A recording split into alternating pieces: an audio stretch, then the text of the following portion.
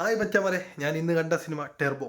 മമ്മൂക്ക എന്താണ് കാണിക്കുന്നത് എൻ്റെ പൊന്നോ! ഈ പ്രായത്തിലും അതിമനോഹരം എന്നല്ലാതെ ഒന്നും പറയാനില്ല. അതിൻ്റെ സീക്വൻസ് ആയിക്കോട്ടെ, അതിൻ്റെ എന്തും ആയിക്കോട്ടെ, മ്യൂസിക്, അതിൻ്റെ എഡിറ്റിങ്, BGM, വൈശാഖണ്ണ സല്യൂട്ട്.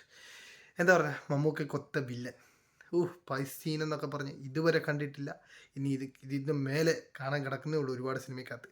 എങ്കിലും ഇതുവരെ ഇറങ്ങിയ പടങ്ങളെല്ലാം ഹിറ്റായിരുന്നു. ഇത് വിറ്റടിച്ചു മമ്മൂക്ക എന്ന് വേണമെങ്കിൽ പറയാം. ആദ്യമായിട്ട് എന്താ പറയുക, ഉറപ്പായിട്ടും തിയേറ്ററിൽ പോയി കാണാം. അതിനൊരു സംശയവുമില്ല. മമ്മൂക്കയെ സംബന്ധിച്ച് ഒരുപാട് നല്ല നല്ല പടങ്ങൾ ഇനിയും വരാൻ കിടക്കുന്നു. മമ്മൂക്ക, നിങ്ങൾ അഭിനയ കുലപതി, അഭിനയ കുലപതി, അഭിനയ കുലപതി.